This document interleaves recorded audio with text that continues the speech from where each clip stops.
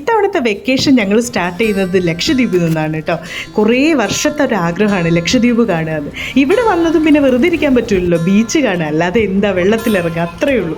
അതങ്ങനെ ചെയ്ത് കണ്ടുകൊണ്ടിരിക്കുന്ന സമയത്ത് ഈ പാലത്തിൻ്റെ ചോട്ട് കുറേ ഈ തൂണിലെല്ലാം കുറേ ഓയിസ്റ്റർ ഇങ്ങനെ പറ്റി പിടിച്ചിരിക്കുന്നത്. ഇവർക്കതൊരു വലിയ കാര്യമല്ല കേട്ടോ. ഇടയ്ക്കെടുത്ത് ഇങ്ങനെ പച്ചയ്ക്ക് കഴിക്കുമെന്ന് പറഞ്ഞിരുന്നു. എന്നാൽ പിന്നെ എന്താ ഇത് കഴിപ്പിച്ച് എന്തെങ്കിലും ഒരു ചലഞ്ച് ചെയ്താലോ എന്ന് ഇറങ്ങി ഞാനൊന്ന് ഇറങ്ങി തിരിച്ചതാണ്. പക്ഷേ ഉണ്ണിയേട്ടൻ ഇതാ പൂർവാധികം മനസ്സോടെ തന്നെ ഇതാ റെഡിയായി വന്നു. സത്യം പറഞ്ഞാൽ ഫുഡ് ചലഞ്ചിന് മുന്നിട്ടിറങ്ങാറ് ഞാനാണെങ്കിലും ഇതിൽ നിന്ന് ഞാൻ നൈസായിട്ട് പിന്മാറി.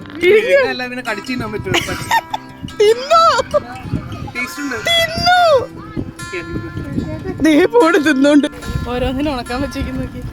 സത്യം പറഞ്ഞാൽ ബീച്ചിലോട്ട് ഇറങ്ങിയാൽ തിരിച്ച് കയറാൻ തോന്നില്ല കേട്ടോ. അത്രയും ക്ലിയർ വാട്ടർ ആയിരുന്നു. കുറച്ച് നേരം അങ്ങനെ ചുമ്മാ നടന്ന് മൊത്തം നനഞ്ഞ് ഒഴുകി. പിള്ളേരാണെങ്കിൽ പിന്നെ ഒന്നും തിരിച്ച് കയറുന്നുണ്ടായിരുന്നില്ല. ഇറക്കി വിട്ട് തന്നെ അബദ്ധമായി എന്ന് വിചാരിച്ചു.